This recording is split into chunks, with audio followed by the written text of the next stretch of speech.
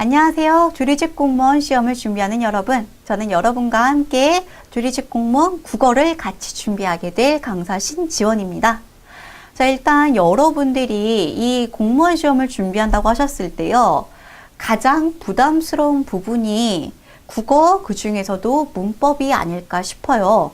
뭐 개별 다 외우는 것들이 많다 보니까 전 과목들이 힘들겠지만 국어의 문법 같은 경우에는요. 일단 용어가 너무나 생소해요. 여러분들이 힘들게 느껴지는 거 용어가 어렵습니다. 그리고 그 다음으로 느끼시는 게 이거 다 암기해야 된다는데 라는 얘기를 들으세요. 자, 일단 우리가 국어에서 가장 부담스러운 파트이기 때문에요. 요거부터 정리를 해드릴게요. 왜냐면 우리 책에 딱 펴보면은 중세국어, 고전 문법부터 시작을 하거든요. 여러분들이 여기에서 질려버리셔가지고 그 뒤를 포기하실 수도 있어요. 자, 근데 그 뒤로 가면은 여러분들이 충분히 해내실 수 있단 말이에요. 충분히 그렇게 어렵지 않구나를 느끼면서 해나가실 수 있는데 이 문법 공부가요. 고전 문법이나 현대 문법이나 동일하게 초반이 힘듭니다. 대신에요. 약속드릴 수 있는 게 초반에 얼기를 잘 잡아 놓으시면은 그 뒤로부터는 쉽게 하실 수 있거든요. 그래서 여러분들이 너무 좌절하지 마시라고 어떻게 이 문제를 해결할 건지 먼저 알려드리고 시작을 할게요. 이 용어의 문제는요. 그쵸? 문학만 해도 그래도 유추라도 가능한데 문법의 용어들은 이거 뭔 소리야 하는 게 되게 많아요. 자, 그래서 이게 생소하지 않도록 일단 최대한 풀어서 설명을 해드릴 건데 너무 지나치게 어렵고 시험에 쉽게 나오기 힘든 부분들은 제가 좀 빼겠습니다. 선택과 집중이죠. 그래서 최대한 풀어서 쉽게 설명을 해드릴 거고요. 가장 먼저 하셔야 되는 게 용어에 대한 이해입니다. 용어가 이런 뜻이구나. 그리고 이 용어 간의 상관관계를 아셔야 돼요. 얘네끼리 어떤 관계로 얽혀 있는지. 문법이 참 잔인하고도요. 참 간단한 게 앞에 1단원이 이해가 안 가면 뒤에 2단원도 이해가 안 가요. 이게 단계별로 쌓아 올라가는 그런 파트이기 때문에요. 반드시 이 상관관계, 얘가 합쳐져서 얘가 되고 이렇게 되는구나. 이렇게 정리를 하실 수가 있으셔야 돼요. 제가 이걸 도와드리려고 합니다. 이해가 된 다음에 후암기예요. 그래서 선이해 후암기로 들어가셔야 된다. 무작정 내가 그래 이거를 하루에 뭐 몇 장씩 다 외워버리겠어요. 외워봤자 문제 적용이 크게 안 돼요. 이거 이해를 못하면. 그래서 여러분들이 문제를 쉽게 푸실 수 있도록 할 거고요. 그리고 여러분들이 부담 느끼지 않도록 공부하실 수 있게 제가 최대한 돕겠습니다. 자, 이 고전 문법 같은 경우에는 지금 딱 책을 펴보시면 의문론하고 나와 있죠. 의문이 뭐길래 지금 이런 소리를 하냐. 자, 현대 문법하고 엮어서 같이 설명을 해서 제가 이 중세국어 파트에는 시간을 좀 드리려고 해요. 이 뒤에 보면은 현대 문법도 또 나오는데 이제 그때 가면은 여러분들이 중세국어에서 들었던 것과 연관이 지어지면서 이해가 쉽게 가능하실 거예요. 자, 일단 의문론이 뭐길래 이런 게 튀어나오는가. 자, 먼저 알려드리면요. 우리 그 문법을 공부할 때 체계가 어떻게 되느냐. 자, 의문에서 시작을 합니다. 이거는 좀 써 놓으세요. 의문에서 시작을 해가지고요. 단어 형태로 가요.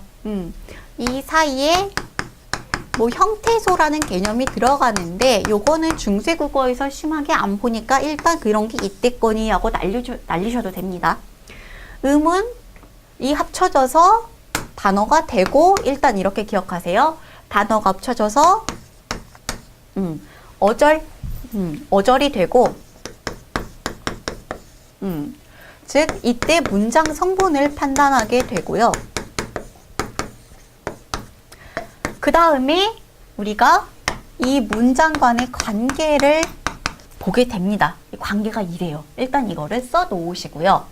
자, 근데 지금 나 모르겠어 싶은 그런 단어들, 용어들 튀어나오죠.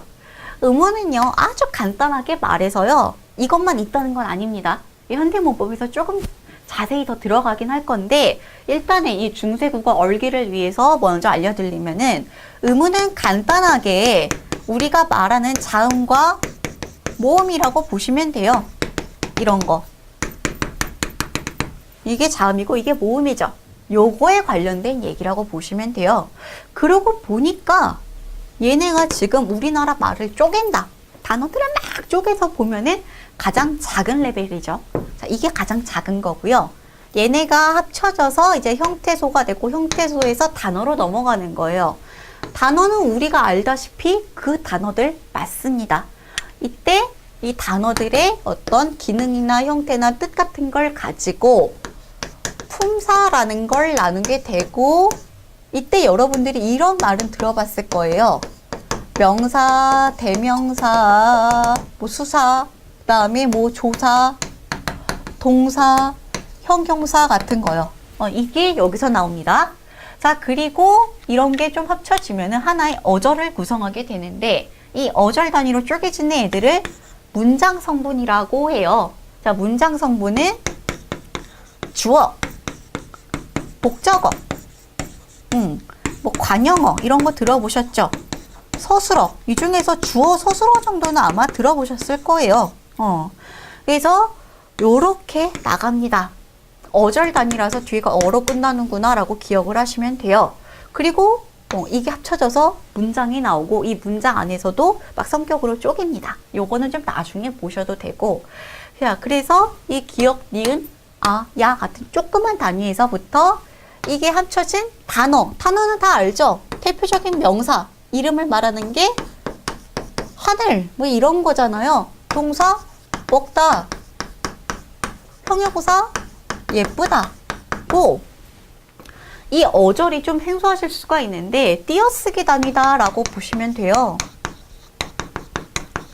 자, 그러면은 나는 빵을 먹었다 라고 보실 때 이 문장 성분 단위로 쪼개자면 어떻게 되겠어요? 우리가 띄어쓰기 이렇게 하니까 이 얘기입니다. 당연히 얘네가 합쳐지면 문장이 나오죠. 우리나라 문법이 이 단계로 나가고요. 시중에 그 어떤 문법책을 봐도 이 순서대로 설명을 합니다. 여기 앞에서 나온 얘기가 이해가 가야 얘네들이 따라가면서 이해가 가거든요. 자, 그러니까 요 내용을요, 일단은 다 필기하셨어요? 자, 이렇게 필기를 쫙 해주시고, 아, 내가 지금 이 단계로 보게 되는구나. 현대 문법도 동일하고요. 형태소가 물론 들어가긴 합니다만 현대 문법도 동일하고 중세국어도 이 순서대로 보게 되는구나 라는 걸 알고 시작을 하셔야 돼요. 자, 그래서 우리가 첫 번째 보면은 음을론하고 나와 있죠. 그럼 뭐에 대해 논하느냐? 이 자음 모음에 대해 논하는구나를 알고 보셔야 된다는 거예요. 내가 지금 어디 위치에서 내가 뭘 보고 있는지는 반드시 아셔야 됩니다. 자, 이 중세국어에서 음을론을 얘기할 때요, 현대 문법에서도 일단 자음 모음 나눠요. 똑같습니다. 여기도 자음 모음을 나누는데, 자, 이거 지금 훈민정음의 제자 원리가 나오죠. 훈민정음의 제자 원리를 설명한 책을 이렇게 우리가 보기 좋게 표로 정리한 거예요. 우리가 알고 있는 그 현대 자음 모음하고는 분명히 차이가 나죠. 자, 기본적으로 기억을 하실 게 뭐냐면요. 지금 이거를 나눌 때 초성과 중성과 종성으로 나눈다 해서 자음 모음 아니잖아요. 그럴 수가 있는데, 자음이 초성과 종성이죠. 모음이 중성입니다.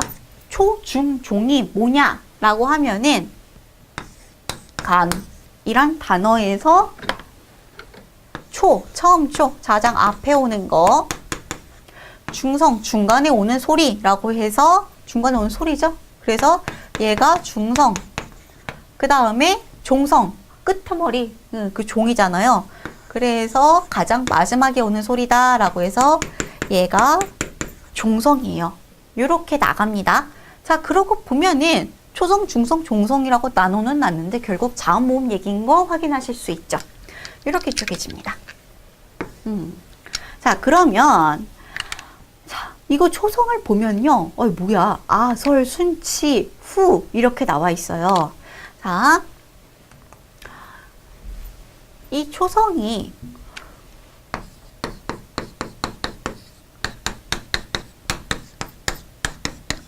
이렇게 나와 있는데 지금 이게 뭐라고 돼 있냐면요. 여기 옆에 보면은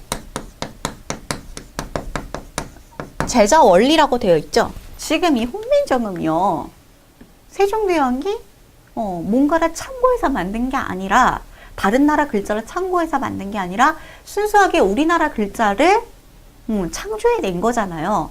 자, 그때 이 글자들을 어떻게 만들었는가? 글자 만들 때 원리란 얘기예요. 자, 이때 뭐냐면요. 이거를요. 이거 알아두셔야 돼요. 별표 좀 달아주시고요. 발음 기관의 상형, 즉 발음 기관의 모양을 본떴다입니다. 그래서 지금 이게 보면은 혀가 목구멍을 맞는 모양, 그 다음에 혀가 윗잇몸에 닿는 모양 하고 나와 있는 거예요. 그래서 이 아설순치 후가 이거 한자어 때문에 이렇게 생겼구나 라는 걸 알아두시고, 이 아음이요, 쉽게 얘기하자면은 어금니 소리입니다. 여기 실제 기억을 발음을 한번 해보면요, 기억하면서 혓바닥이 어금니 쪽에 닿는데 옆에 설명에 목구멍을 맞는다라고 되어 있죠. 목구멍을 막으면서 어금니 쪽에 닿아요, 소리가. 그래서 이 제자 원리를 같이 기억을 해주시면 됩니다. 얘는 목구멍을 맞는 건데 그 얘기보다는 그냥 어금니라고만 기억을 해주시면 돼요. 키워드만 기억을 해주시면 돼요. 자, 그리고 여기 니은 이거 발음해 보시면은 느 하면서 윗잇몸이라고 해서 우리의 치아가 이렇게 있으면요, 잇몸이 이렇게 있죠. 이게 입천장이 있습니다. 이빨이라고 할게요. 혓바닥이 있고 이렇게 생겼거든요. 자, 이렇게 생겼을 때 윗잇몸의 위치가 어디냐면은 여기에요. 바로 위. 바로 위에서 닿는데 니은을 발음을 실제로 한 번만 해보세요. 니은 하고 느 하는 식으로. 그러면 딱 여기다요, 이 혓바닥이. 그래, 징그럽네. 자, 그래서 이게 설음이 되고요. 그 다음에 순은 입술, 입술입니다. 입술, 순. 그 다음에 치는 이 치아 할 때 그 치죠. 그래서 이빨이고, 그 다음에 후는 목구멍 후예요. 그래서 목구멍 모양을 본땄다. 무엇을 본땄는지는 꼭 알고 계셔야 됩니다.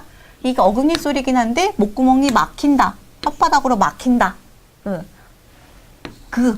하면서 목구멍으로 막히는 거. 그 다음에 혓바닥이 가서 닿는 이 설음. 그 다음에 무 하면서 입술의 모양인 이 수는, 그리고 치 해가지고 여기서 치가 아니라 스 해서 이빨이 닿는 그 소리. 그 다음에 목구멍에서 해고요. 지금 여기에 보면은 기본자라고 돼 있어요. 가장 기본으로 이 글자를 먼저 만들었다는 얘기고, 지금 더하기 가획의 원리라고 돼 있죠. 가획이 더할 가자예요. 획을 더한다. 자, 그러면 우리가 아는 그 글자들이 나옵니다. 여기다가 글자 하나 더하면 이거잖아요. 그 다음에 획을 더하면은, 그쵸? 여기다가 이렇게 더해주시면 되니까. 얘는요, 양 사이드로 세워도 되고, 이렇게 해줘도 되죠. 테트리스 하듯이. 그래서 이렇게 되고, 스 같은 경우에는요, 위에 뚜껑 씌워주면 되죠. 획을 더한다. 그래서 이응 같은 경우에는 얘는 지금 우리가 쓰지 않는 단어고요. 요거는 알 수 있죠. 쓰지 않는 의문이긴 한데 이런 글자 있었다는 거 눈에 익혀두시면 돼요. 자, 이 기본자를 먼저 기억해 주는 게 우선입니다. 얘가 발음 기관을 본따서 이런 식으로 만들었고, 그리고 나머지 글자들은 가획의 원리로 만들었다는데, 우리 지금 교재 보면 한 칸이 더 있어요. 이체자라고 하는데, 이체자가 뭐냐? 이체자 같은 경우에 뭘 얘기하냐면요. 채, 몸이요. 이 다를 이자예요. 몸이 다르다. 즉, 이 글자들은 이 기본자에서 본체를 따오지 않고요. 그냥 별도로 만들었다는 얘기입니다. 그래서 지금 여기 글자들이 좀 특이하죠. 보시면요. 이응이요. 그냥 이응 아니에요. 이 기본자에 있는 이응이랑 조금 다릅니다.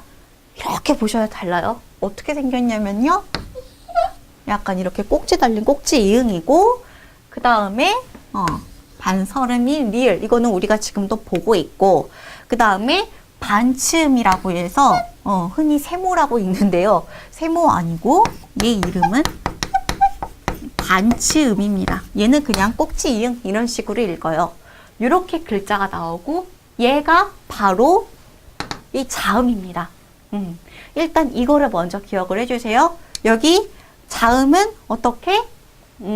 발음 기관을 본떠서 기본자를 만들고 위에다가 짝대기 가획을 해서 글자들을 추가로 더 만들었다더라.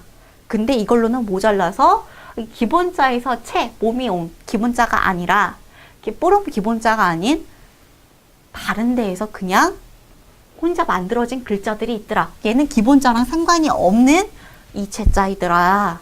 이체자의 뜻은 채, 몸이 이, 다르다 라는 뜻으로 기억을 해주시면 되고, 이게 바로 자음입니다. 자음 총 17자 되겠고요. 자, 근데 우리가 자음에 초성, 종성이 있다고 했잖아요. 종성도 마찬가지입니다. 근데 종성 옆에 보면 나와 있죠. 종성 이게 글자 보시면은, 책 보시면은 글자 따로 안 만들고 초성 글자를 다시 사용한다 라고 해서 종성, 부용, 초성이라고 해놨어요.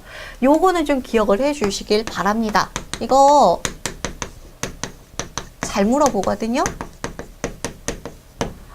말 그대로예요. 옆에 풀어져 있는 거.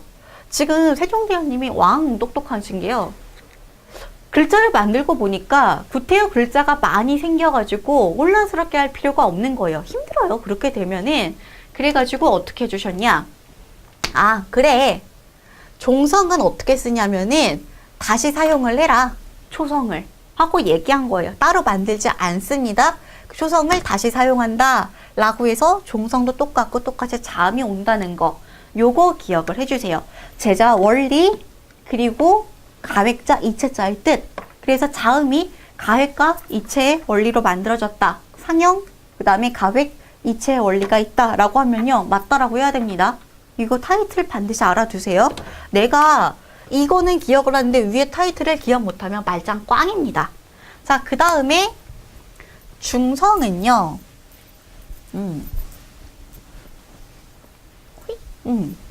중성 같은 경우에는 지금 보시면은 뭐라고 되어 있느냐. 총 17자인데 지금 얘가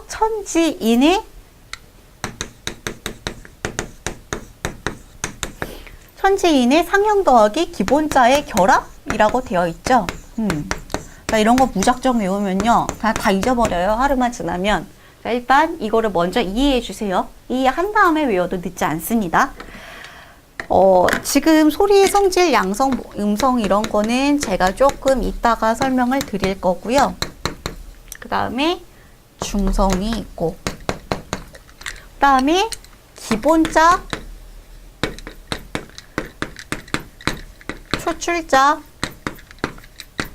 제출자 이렇게 있죠. 자, 이 기본자는요, 상형의 원리로 만들었어요. 해서 지금 보면은 왕황당한데 이거 보고 천이라고 하죠. 하늘. 인정을 해주세요. 천이 되게 넓잖아요. 근데 이 많은 것을 다 담을 수가 없어서 이렇게 점으로 표시를 해줬고, 이거 점이라고 읽으시면 안 되고요. 아래아라고 읽으셔야 됩니다. 자, 그 다음에 음성 모음. 자, 이거는 바로 땅집자죠. 네. 자, 그 다음에 중성은 얘는 좀 납득하죠. 땅은 밑에 탕평하니까 이렇게 생겼고, 그 다음에 인, 사람이는 사람이 이렇게 서 있는 모습 얘기하는 겁니다.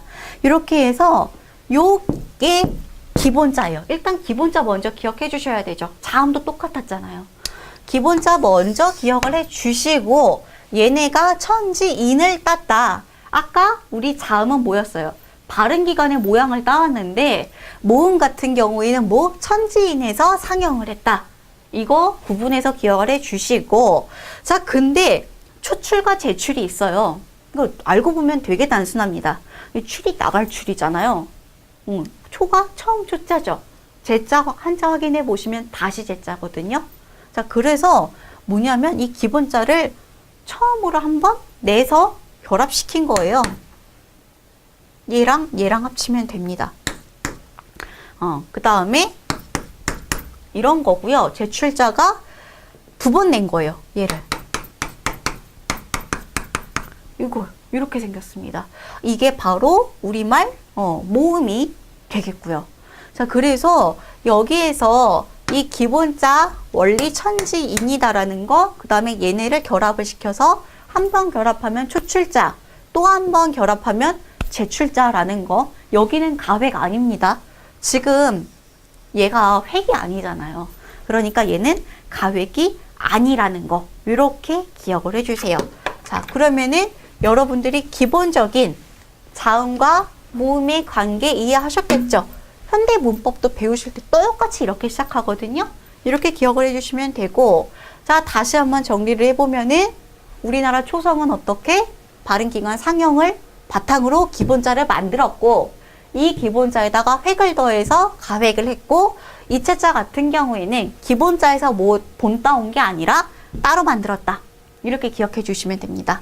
자, 그 다음에 기본자도 상형의 원리인데, 모음의 기본자도 상형의 원리인데, 얘는 발음기관이 아니라 뭐 천지인에서 따왔다는 거 기억을 해주시면 됩니다. 그리고 얘네를 양사 한 번씩 결합을 해서 조출, 제출이었다 하고, 양성, 음성, 중성은요 뭐냐면은 이 모음의 소리의 성질 얘기한 거예요. 소리에도 성질이 있다라고 해서, 자, 제가 한번 얘기를 해보면은 우랑 오랑 어떤 쪽이 좀 더 가볍게 느껴지세요? 오 아니에요? 이게 네이티브 스피커면 다 가능하거든요. 자, 이게 아랑 우랑 느낌이 좀 달라요. 이 음성, 이 우, 유, 이쪽이 조금 더 좀 약간 세고 무거운 느낌이 들거든요. 그 차이로 양성과 음성이라고 나눈 거예요. 그래서 양성에 있는 거, 음성에 있는 게 이렇게 생겼다라고 하고요. 이제 그쪽에도 속하지 않는 중성 모음이 하나 존재합니다. 이렇게. 그 양성과 음성은 양성 모음이 뭔지, 음성 모음이 뭔지, 소리의 성질이 좀 더 밝고 발랄한 쪽의 양성, 좀 더 어두운 쪽의 음성이다라 알면은 네이티브 스피커라서 한 번만 확인하면은 그래, 그런 것 같아 하고 스스로 납득이 가요. 여기서 중세국어 문제 나올 때 항상 헷갈리는 게 중성입니다. 이 중성은 좀 따로 기억을 해주셔야 돼요. 나중에 이게 문제에서 혹시나 물어보게 되면은 뭐였지? 이렇게 헷갈릴만 하거든요. 중성이 하나 존재를 했다. 얘는 중립입니다. 얘 하나 기억을 해주시면 되고, 종성은 세종대왕이 짱 혁명해가지고 따로 별도로 만들지 않고 초성 글자를 다시 사용하는데 그걸 뭐라고 한다고요? 종성을 부용 초성 이렇게 한다. 요거 반드시 아셔야 돼요. 이렇게 나간다라는 거 일단 기초적으로 이거 기억을 해 두시고, 자, 그 다음에 초성 체계라고 해서 나오죠. 자, 아니 기껏 하나 끝내놨더니 이게 또 뭐야 한데, 어떻게 생겨났는지 알았으면은 얘네를요 분류도 할 수 있어야 돼요. 그러니까 우리나라 일반적인 현대 문법의 자음도 나눌 때요 다 나눠집니다. 우리나라 현대 문법 같은 경우보다 이게 약간 더 복잡해요. 이거를 다 외우세요까지는 아닌데 한 번씩 발음을 해 보시면서 확인을 하실 필요가 있어요. 자, 지금 걱정하실 게 없는 게 아까 봤던 그 아설순치훈 똑같습니다. 아설순치 훈데 좀 특이하게 반설 반치, 그야말로 반쪽짜리다 라는 얘기고요. 자, 이 소리의 성질을 보시면은 아까 모음도 양성, 음성 뭐 이렇게 나누듯이 똑같은 거예요. 자, 근데 말이 좀 어려워요. 이 전청음이니 차청음이니 전탁음이니 얘가 문제죠. 자, 그래서 일단 기억을 하실 거. 이만큼이요.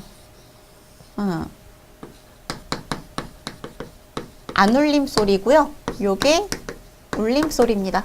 현대 문법의 자음도 안 울림, 울림부터 나누고 시작을 해요. 자, 그래서 이렇게 나눠지는데 울림 소리가 뭐냐?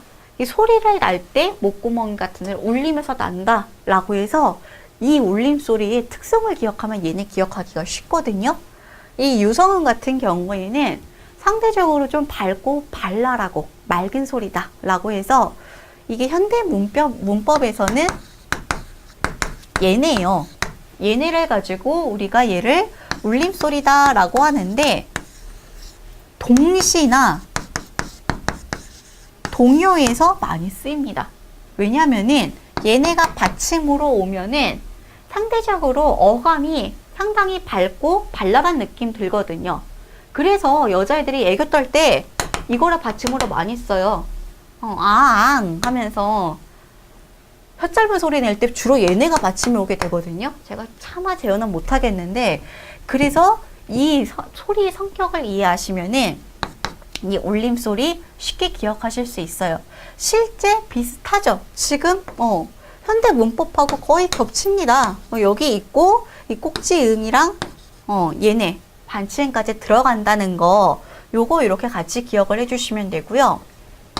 얘네는 여기에서 일단 얘네를 이해해 주셔야 돼요. 예삿소리, 거센소리, 된소리. 이거는 쉽죠? 예삿소리는 그야말로 우리가 봤던 별거 없는 그 애들이고요. 소리가 아주 세게 나가지 않는 애들. 거센소리는 누가 봐도 소리 낼 때 거세요. 힘이 많이 들어가요. 이렇게 되잖아요. 그 다음에 된소리 같은 경우에는 끄뜨 뿌츠 이렇게 돼 있죠. 그게 되다, 소리가 된 거고, 대신에 얘네 이름을 알아주셔야 됩니다. 전청음, 평음, 이렇게 나왔을 때 이거를 알고 계셔야 돼요. 특히 이제 이게 전타금 같은 경우에는 가끔가다 따로 물어보거든요. 그러면 이 전타금이 뭔지는 된소리다 하고 기억을 해 주실 수 있어야 되고요. 그걸 알고 보시면은 몇 가지 생소한 단어 외에는요, 당연히 지금도 이렇게 쓰잖아요, 우리가. 그죠? 나머지는 헷갈리실 게 없어요. 그래서 이거 가지고 너무 어렵게 생각하지 마시고, 예삿소리, 거센소리, 된소리는 안 울림, 그리고 울림소리, 이렇게 존재를 했고, 일단 이 카테고리가 먼저, 그 다음에 얘네가 울림소리가 현재어도 비슷했다. 얘는 좀 맑고 밝은 소리가 나더라. 안 울림 소리가 예사, 거센, 된 소리로 나눠지는데 얘네 한자 이름이 이런 식이었고, 알고 보니까 이 속 안의 내용은 현대랑 똑같더라. 이렇게만 하고 지나가시면 됩니다. 소리 나는 위치는 아까 보셨기 때문에 패스를 할게요. 자, 이렇게 이 표를 이해해 주시는 게 우선. 그 다음에 이 세부 내용 중에 좀 기억을 하실 게 뭐냐면요. 자, 이 전타금, 즉 된소리요. 이게요, 기본 자음에 해당되지 않는다. 자모 28자인데 여기에 해당이 안 됩니다. 이게 좀 생소하죠. 지금 현대 문법에서는 이 된소리 다 포함하거든요. 근데 이거 포함 안 된다는 거 기억을 해주셔야 되고, 자, 그 다음에 조금 더 기억을 해주실 만한 거, 이런 거 있는데 얘네 생소하죠. 생소한데 요거는요, 조금씩 얘기하면서 알려드릴게요. 요거는 요 뒤에 바로 나옵니다. 운용법 할 때. 여기에서 기억하실 거는 요거 전타금 요 얘기랑, 그 다음에 28자라는 거, 이걸 포함하면 34자인데 일단 기본 자음 모음 기억해 주시고요. 그 다음에 요런 글자들, 생소해 보이는 애들은 해당 안 된다. 기본자에 들어가지 않는다라는 거, 이거 기억해 주시면 됩니다. 자, 그리고 이 다음이 중성체계는 저랑 아까 보신 우리의 중성표에서 아까 위에 타이틀이 소리의 성질이었죠. 소리의 성질이었고, 이걸 어떻게 만들었는지 제자 원리에 관한 얘기였고요. 이 다음에는 이렇게 만들어진 글자를 성격대로 나눠봤다. 우리가 분류를 해봤더니 이거다입니다. 우리가 아까 봤던 거는 만드는 원리가 나왔었던 거고요. 이렇게 만들었더니 우리가 아까 초성체계 봤죠. 이렇게 분류할 수 있더라. 그 다음에 중성은 이렇게 분류할 수 있더라요. 성격에 따라서 나눠주는데 얘네를 어떻게 나눴냐 하면은 자, 전설, 중설, 후설이죠. 지금 이게 뭘 얘기하냐? 혀의 앞뒤 위치를 얘기합니다. 이거 써두셔야 돼요. 그리고 고, 중, 저가 뭐가 고중저냐? 누가 봐도 높낮이 같긴 한데 뭐의 높낮이냐면요.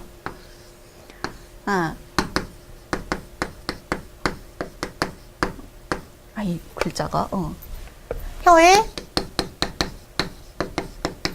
높낮이 얘기를 해요. 이게 되게 이상해 보이는데 자, 이거 외우실 필요 없어요. 발음 한 번만 해보시면 다 알 수 있습니다. 이거를요, 그냥 발음해 보면 잘 안 느껴지는데 이 전설과 후설을 한번 발음해 보시면 느껴져요. 혓바닥 느껴지세요? 이 하면은 상대적으로 이게 앞인가 뒤인가 좀 쉽죠?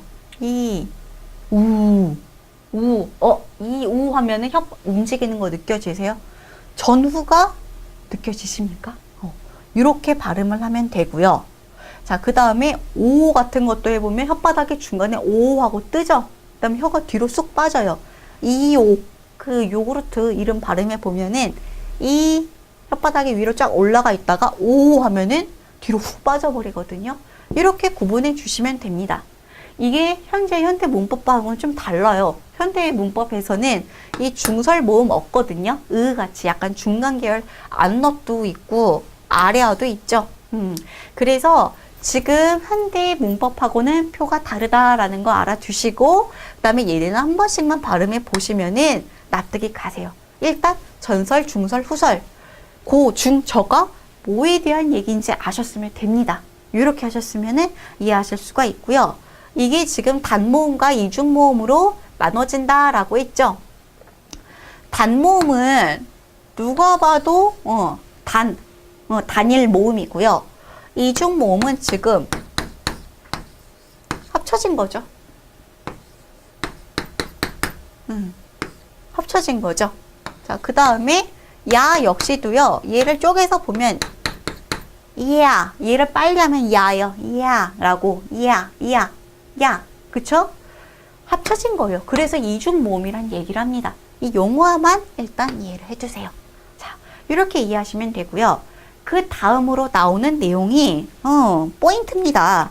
연서법. 요거를 잘 알고 계셔야지 이제 이해를 하실 수가 있을 텐데, 자, 나올 내용만 얘기를 할게요. 이거 일단 여기 있는 책의 내용을 다 외워야지 이게 아니라 기본적으로 무슨 말을 하고 있는지 읽어봐서 이해가 가야 돼요. 그 다음에 여러분들이 이거를 보셔야 돼요. 자, 연서법이라고 해서 연이었을 때 연이거든요. 그래서 요거 입술 소리 수능 밑에 이렇게 붙인 거예요.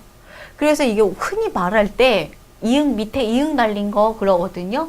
밑에 이응 달린 게 아니라 얘의 이름은 이렇게 이런데 밑에 이응 달린 애들은요, 순경음 비읍이다, 순경음 미음이다 라는 식으로 읽어줘요. 자, 근데 이거 하나만 순수 국어에 잘 나타나고 실제 확인할 수 있는 문헌도 여기 얘가 제일 잘 나오고요. 동국정운식 한자음이라고 해서 우리나라가 이제 한자음 표시할 때 사용하던 표기 방식, 한자음 표기에서만 나타났다. 이것만 서브를 알고 계시면 돼요. 자, 15세기에만 사용됐다니까 금방 사라집니다. 얘가 그냥 나오면요, 얘는 그냥 편안하게 나중에 얘가 어떻게 바뀌느냐가 나오는데, 얘가 나왔을 때는 일반 비읍도 있고 뭐 이렇게 바뀌거든요. 요거는 다음에 다시 한번 얘기를 해드릴게요. 나옵니다, 얘도. 근데 일단 얘가 순수 국어고 나머지는 한자음 표기에 사용됐더라. 요것만 기억해 주시고, 이렇게 밑에 이응 달리는 게 이응을 연이어 쓰는 연서법이더라. 이 이름은 기억해 주셔야 됩니다.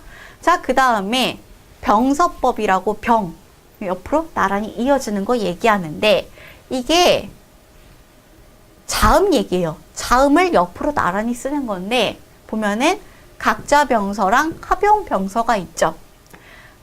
자, 우리 자음이 막 이런 애들이 있잖아요. 많아요. 각자는 각자 분리를 해서 얘를 반복해서 쓰는 거고요. 합용은 얘네랑 얘네랑 섞어서 쓰는 거 얘기합니다. 그래서 막 이런 단어들이, 이런 우문들이 나오는데 굉장히 괴상한 것도 하나 나와요. 이거 같이 알아두시면 좋은데, 이게 최대 3글자까지 옵니다. 중세국어에서는. 이런 게 나와요. 이거 어떻게 읽느냐? 여기 맨 뒤에 소리 있죠? 2개가 겹쳐도 마찬가지. 맨 뒤에 자음을요. 맨 뒤에 자음을 된소리로 읽어주시면 됩니다. 자, 우리가 요거는 많이 보시죠? 그놈의 요 프로그램 때문에. 우리 이거 한글 프로그램이라고 하시잖아요. 아래아가 뭐 다양한 형태로 변하긴 하는데 아나 5개월로 읽어주시면 큰 문제가 없거든요. 자, 그래서 자 이렇게 생긴 게 어떻게 읽어지느냐? 이거는 어떻게 읽어요? 이렇게 읽으라고 했죠? 자, 그 다음에 아래어는 아, 그 다음에 이거 하나 있죠? 다 결합을 시키면요 어떻게 돼요? 아, 이렇게 돼요. 떼입니다. 이 글자가 이렇게 읽힌다라는 거. 그러고 보니까 그렇죠. 얘를 아래아랑 얘랑 떨어질 수가 없으니까 같은 모음길이니까 결합을 시켜주잖아요. 요렇게. 요 정도면 중세국어 하이 레벨에 진입을 하신 겁니다. 자, 그 다음에 부서법이라고 해서 붙여쓰기라는 얘기인데, 이거 읽어보시면 뻔한 얘기예요. 하서 웃어 당연히 이 초성 밑에 지금 이렇게 모음이 와야 되고, 만약에 오른쪽으로 쓸 때도 있다. 이런 식으로 오른쪽으로 써야 된다. 이걸 왜 당연한 걸 해놨나? 처음으로 글자를 만든 거잖아요. 누군가는 이렇게 썼을 줄 어떻게 알아요? 그러니까 이 쓰는 원칙을 이렇게 적어 놓은 거고, 그 다음에 성음법이라고 해서 음절 이루기라고 하는데,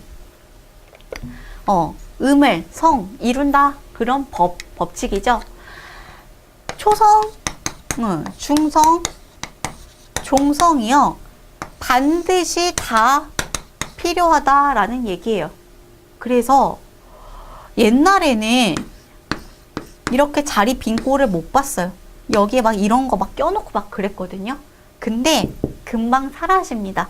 근데 어쨌든 최초로 훈민정음이 만들어질 당시에는 이렇게 했더라 라고 이해해 주시면 돼요. 자, 그 다음에 훈몽자외의 의문체계라고 해서 나오는데, 자, 훈몽자외가 뭐냐? 어린이용 한자 교습서라고 나옵니다. 자, 그래서 여기에 뭐가 실려 있냐면요, 뭐 이런 게 있다라고 하는데, 이거를 막 과히 막 많이 보실 건 아니고 여기서 이거 정도만 보시면 돼요. 읽어보시면은 이제 여기에서 훈몽자외가 요런 책이다 라는 거 그냥 그렇구나 수준으로 알아두시고, 장모의 명칭 및 순서 뭐 이런 걸 했다. 근데 오늘날과 유사하다. 근데 유사하다 같다라고 안 했죠. 주의하셔야 돼요. 유사한 거지 같은 게 아닙니다. 오늘날의 자모 배치 순서랑 좀 달라요. 중간에 이런 게 끼어 들어가죠. 보시면은.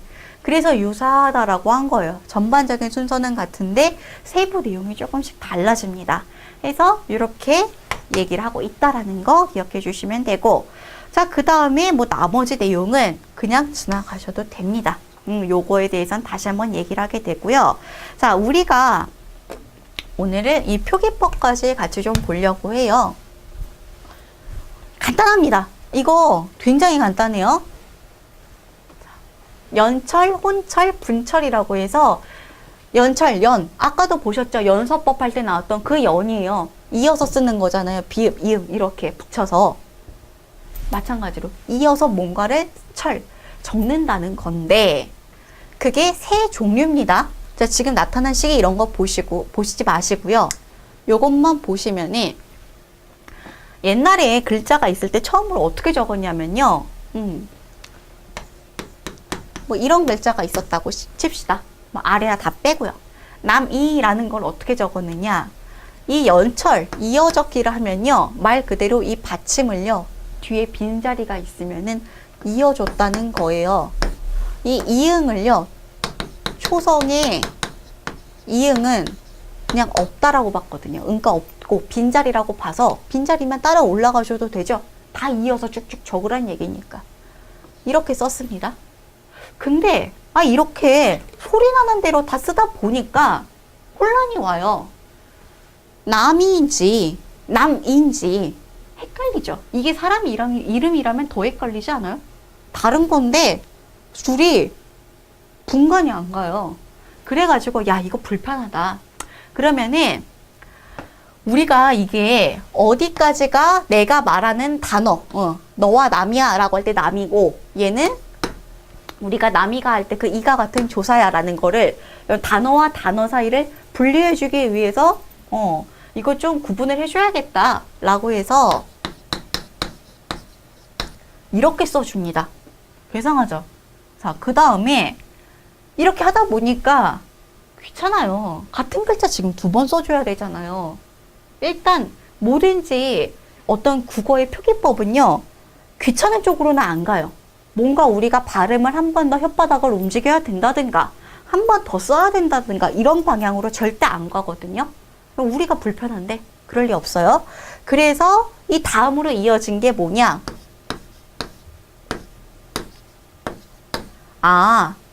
이렇게 여기가 조사고 여기가 우리가 남이가 할 때 그 남이구나 라는 식으로 분류가 되게 해줍니다.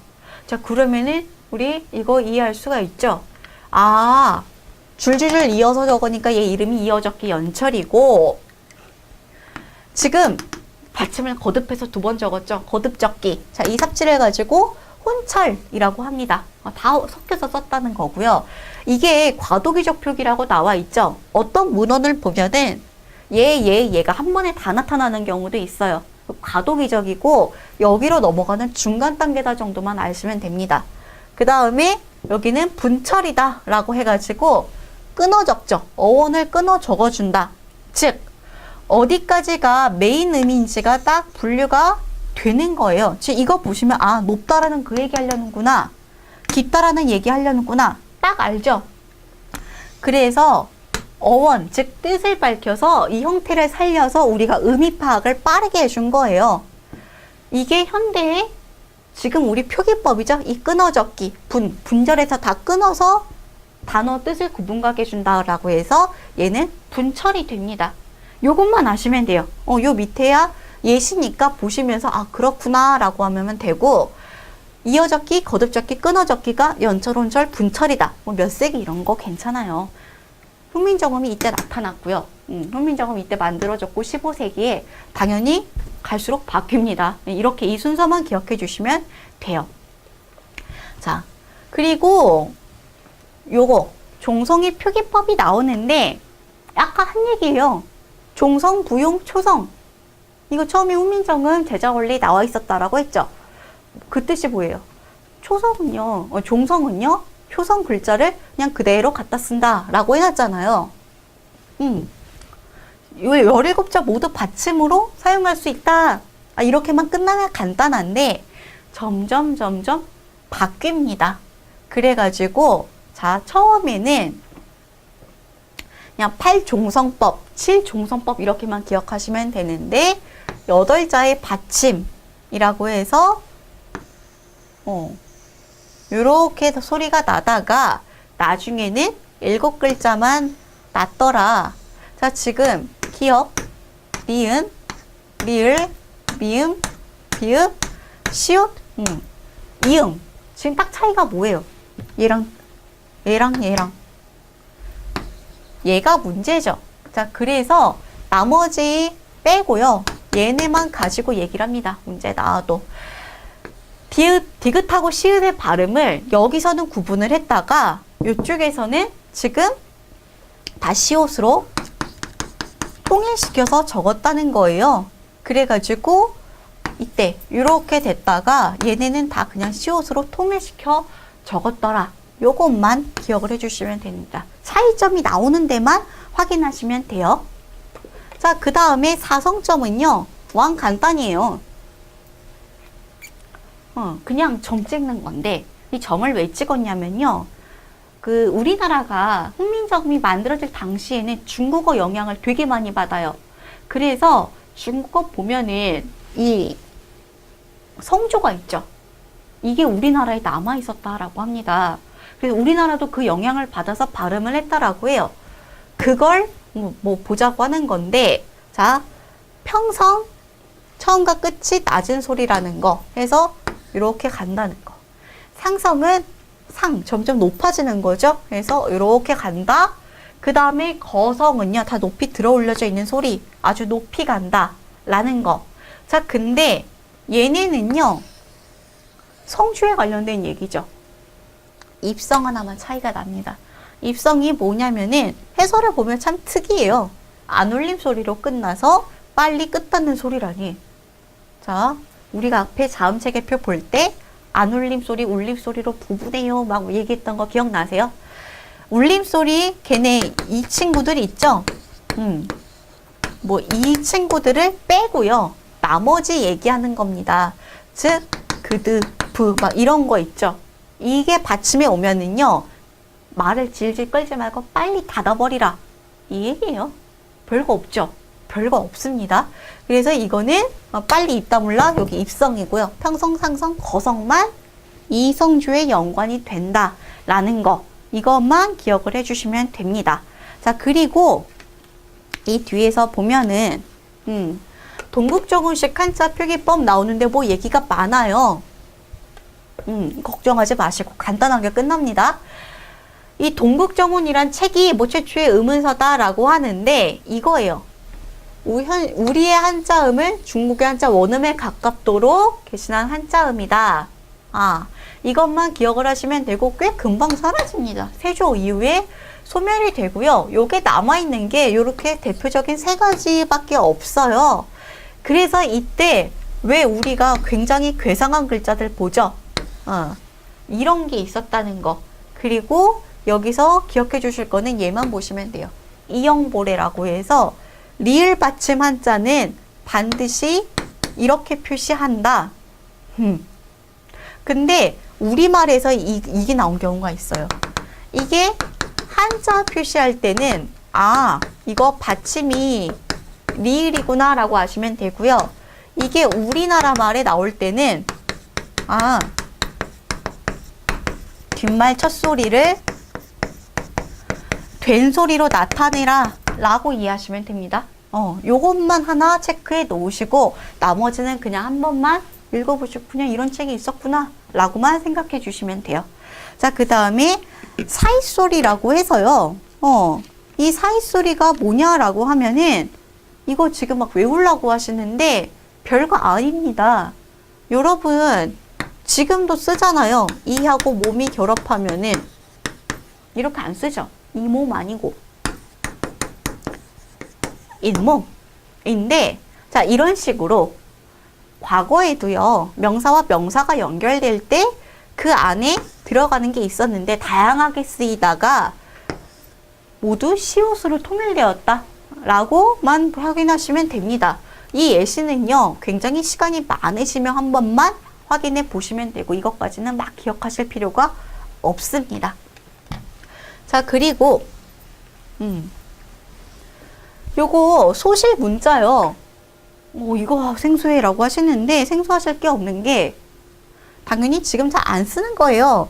자, 이 순서대로 사라져 간다 라고 하는 거고, 이거 여린 이읒 앞에 이렇게 꼭지은이랑은 다릅니다. 이렇게 뚜껑 달린 거고 뚜껑 하나 쓴 거 여린 이읒인데 우리가 이거 아까 봤었죠. 여기서 기억하실 때 아까 동국정운식 한자음, 이게 받침이 한자 리을인 경우에는 얘를 같이 써줬다고 했죠. 리을하고 얘하고 같이 써준 거. 이거 이영모래 하나, 그 다음에 된소리 부호다라는 거 하나. 이게 어느 때? 우리나라 말일 때 이렇게 생겼어요. 근데 이거를 이렇게 돼 있는데 얘를 이렇게 읽어줘야 된다. 된소리로 읽어라. 뒷말 첫 소리를 된소리로 읽어줄 때는 그 표시로 얘를 넣어준 거예요. 리을 힛 이렇게 읽어준 건 아니고 발음은 할이라고 읽는데 이 읽을 때 이게 있으니까 뒷말 첫 소리는 배가 아니라 빼겠구나 이렇게 읽는 겁니다. 그래서 된소리 부호다. 아까 방금 봤었죠? 이것만 기억하시면 되고, 자, 그 다음에 이거 순경음 밑에 이응 달린 거 말고 순경음이라고 읽는다라고 했잖아요. 자, 얘가 이렇게 비음으로 바뀌기도 하고 와, 워, 뭐 이 정도 계열로 바뀌기도 했다라는 것만 기억하시면 됩니다. 나머지는 그냥 날리셔도 돼요. 다음에 반치음, 아까 세모가 아니라 반치음이라고 했죠. 반치음 같은 경우에는 이걸 보시면은 이응으로 바뀌기도 하고요. 그 다음에 시옷 불규칙 용언으로 해가지고 가끔 가다가 이제 나사, 나아 뭐 이런 식으로 바뀌기도 했다는데 이 반치음은 뭐 이웃이나 시옷 정도로 발음해 주시면 돼요. 나머지는 그냥 한 번만 읽어보시면 되고, 아래아는요, 아, 으 이렇게 바뀌었다라고 하는데 첫 음절, 그러니까 첫 번째 글자에서는 첫 번째 글자에 있던 아래아는 주로 아로 바뀌고 두 번째 글자에 있던 아래아는 주로 으로 바뀌었다는데 주로죠. 이게요, 아 그리고 으 말고도요, 뭐 우 이런 식으로도 됩니다. 그래서 여기서 아실 건 뭐냐, 요런 글자들, 자 지금은 모두 생소한 게 이 순서대로 이렇게 사라졌다고. 얘가 쓰임은 제가 체크한 것만 일단 보시면 되고, 그 다음에 얘네를 읽는 방법이요. 자, 지금 얘는 지금 뭐 딱별히 우리가 확인할 수가 없겠죠. 왜냐하면 단순히 된소리 부호 역할 정도만 했기 때문에 음가 별로 크게 없고, 아, 저 순경음 비읍은 이 비읍이나 와워 계열로 바뀌었다. 반치음은 이응이나 시옷 계열로 바뀌었다. 아래아는 아나 으 혹은 오 우로 바뀌었더라. 현대어에서 이런 게 나오면, 이렇게 중세국어에서 이런 게 나올 때 지금 말로 읽어줘야 되니까 이런 식으로 치환해서 읽으면 되더라. 요것만 기억해 주시면 되겠습니다. 그래서 우리가 이렇게 소실 문자까지 봤고요. 다음 시간에는 의문 현상이랑 이어서 형태론 같이 들어가 볼게요. 첫 시간인데 고생 많이 하셨고요.